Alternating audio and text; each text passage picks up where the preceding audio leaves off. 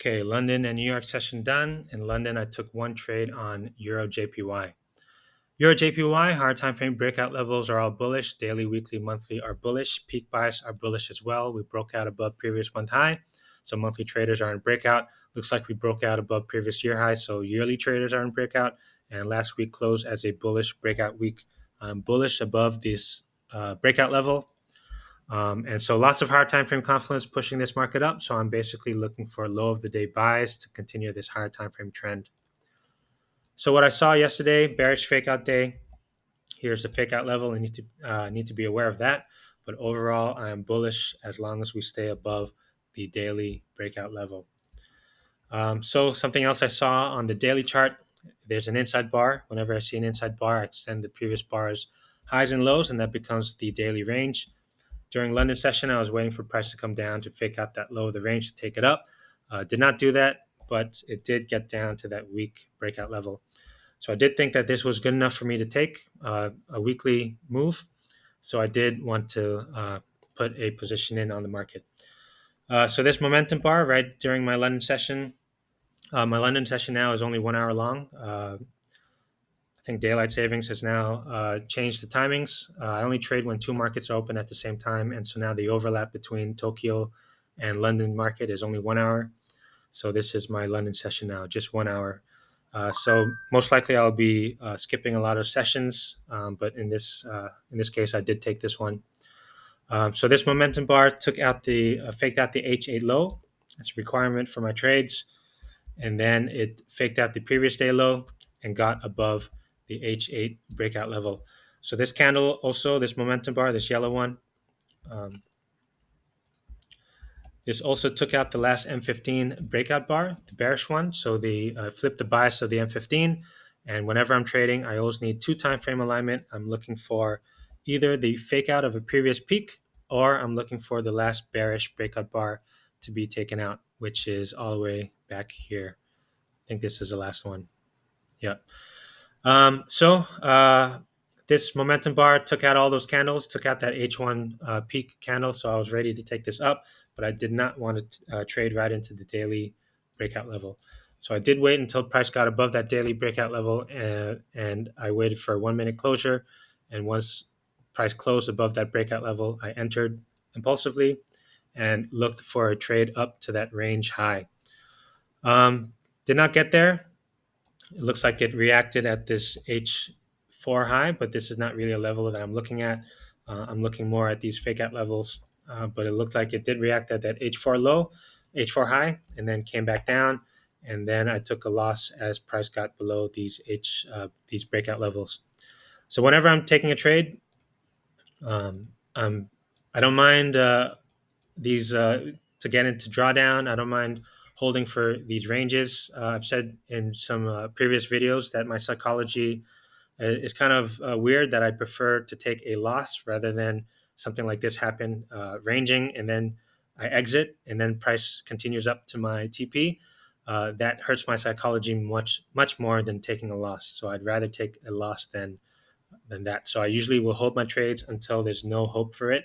And so in this case, once price got below this daily breakout level on this candle right here, I was aware of that and thinking about taking a exiting. But once it got below the H8 breakout level, that tells me that there's two time frame alignment, and I'm not going to be. This basically tells me that my thesis is completely wrong. So as price got below these levels, I ended up exiting. So took a small loss on EJ in London, and that was that. And then in New York, it set up again. So this time it did fake out that daily range on the daily. Clear all this stuff. Faked out the daily range on the daily. And so once I saw that, I did want to enter, but I did not want to enter until we got above the previous day low, as well as the H8 breakout level, as well as the daily breakout level. So this candle right here, this what is this fake out bar, this pin bar type of candle, this wick candle. It closed close enough, and then the next M15 closed was pushing up pretty fast. So once I saw it pushing pretty fast, I waited for a 1 minute closure above, and then I entered one bar stop In New York, I trade aggressively. In Asia and London, I'll put my stops at low of the day, high of the day. But in New York, I will trade aggressively, trying to take a uh, good position with a strong move. Lots of times, those New York moves will push pretty strong. So took it like this, and then it got stuck at the previous day high, but I was already in bed at the time. I went break even before going to bed, and then I got taken out. Actually, I got taken out on this move over here. I guess the spreads overnight was pretty high, so got taken out here. Gave back quite a bit. Gave back about 2R, 2.5R, but it's okay. Yeah, so it took one loss in London, half a loss in London, and then break even in New York. This entry is probably not the best one. Right at the top there, I did not have the H8 low fake out or the previous H4 low fake out. I did have H1 and M15 alignment, and I have lots of confluence pushing this up. I have a best trade setup on the weekly. But I did, it's not a valid one to take for me on the M15, but it was valid on the H1 because it did fake out the previous day low. And it was a weekly setup. I did see it on the weekly. So um, took it based off the H1 faking out the previous day low. Still think it was a good trade. Let me see. Still think it was a valid trade. Maybe the London one, probably not the best one. Usually I'm waiting for the ranges to be faked out. But I did think it was okay that it got to the weekly breakout level. Did not completely get there, but I thought it was close enough. Um, yeah, so I still think it was a valid. Maybe the London one, as I said, is probably not is kind of on the border, but the New York one I think is okay. I think I still like that trading on the range. Yeah, yeah, I think it's still good. It's just unfortunately, it just got stuck at that level, and that was that. Yeah, so I still like it because all the hard time frames were pushing up, and there's just no way that I'd be trying to reverse it. Whenever I have all this hard time frame confluence pushing up, um, flip of these breakout levels, monthly flipped, I'm always looking to trade away from that, and I would expect price to come up to at least this monthly breakout level. So yeah, I still think it was a good trade, just didn't work out. And the other trade I took was on NAS. NAS hard time frame breakout levels are all bullish. Daily, weekly, monthly are bullish. Um, Last week closed as a outside week, faked out the previous week high, faked out the previous week low. Most recent price action was at fake out of a low, so I'm bullish above this fake out level, bearish below. Price this week has faked out that low and then got above the week breakout level, so I'm bullish on the weekly. And then on the daily, yesterday was a breakout day, bullish above the breakout level. And then throughout the entire day, everything was in breakout. So I was looking to take this up. Everything in breakout, not going to try to reverse that move. The other thing is, due to recent world events, I really wanted to get in on the indices and just hold it for as long as I can. I don't trade fundamentals in my trading. When I first started trading, I did study fundamentals, and I did think that that was the way that the market moves. But after doing some back testing, I did a lot of back testing, and my back testing results were always better than my live trading.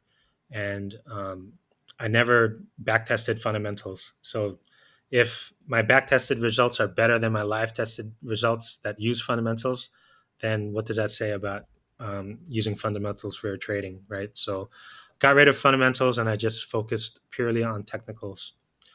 But when things like yesterday happen, you can't ignore that. So didn't want to get in on the indices. Everything was bullish, lots of bullish pressure. What I liked about it was we got above that fake out level. And then during New York session, price was wedged in between the fake out level and the previous week high, just stuck in between that range. And then I was waiting to take a breakout. This M15 bar broke out of that range, but it did not close above the high. So I was a bit wary of that, wanted to see how price reacts. The next minute closed above and then rejected right here. So there was a 1 minute closure above, and I was ready to take the continuation, but it did not continue. Instead it just came back down and faked out that range. So I was no longer interested and waiting for a fake out. So this candle was the first time it faked out the low, came back up, took out the M15 breakout bar, but it did not close above the previous week high. But I still wanted to get in. I thought that having the H1, the M15, as well as the H1 on my side already at the time was already bullish.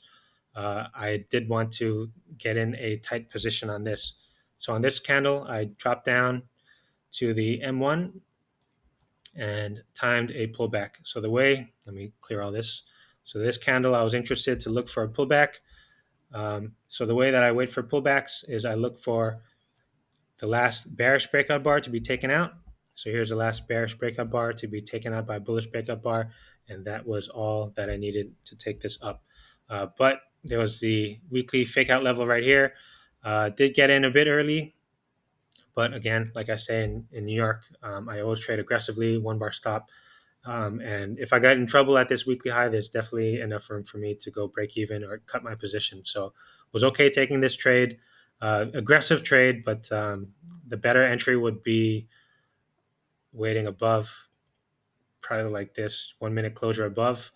But yeah, no, I just wanted to trade aggressively. So took that 1 minute entry again because of world events. Really wanted to get in, and I just held it overnight.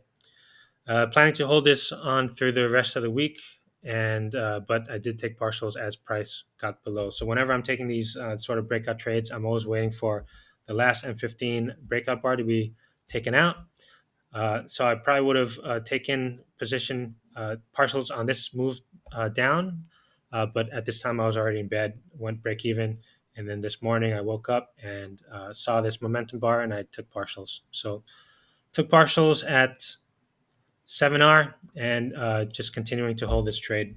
So I'll be trailing all these breakout levels. These labels over here are all the breakout levels: H8, H4, M15, H1. So I'm always wanting to hold behind these H8. The best ones I like are holding behind H8 and the daily, but obviously this is too high up, so I'll be holding behind this H4 breakout level.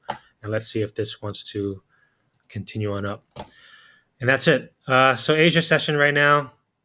Got a few best trade setups right here, but I don't see anything that it really set up yet. UJ was the one that I was looking at, but it's not. I don't like to trade into levels, and so waiting for these things to kind of break out and show me a little bit more. But so far, nothing yet on these trades. GJ, UJ. I don't like to trade these H8 setups. I prefer the daily setups, but nothing that I particularly like. EURNZD.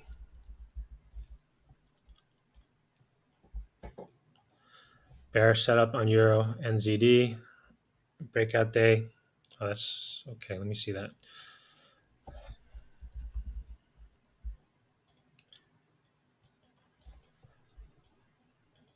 Okay, anyways, I'll do this on my Asia session video.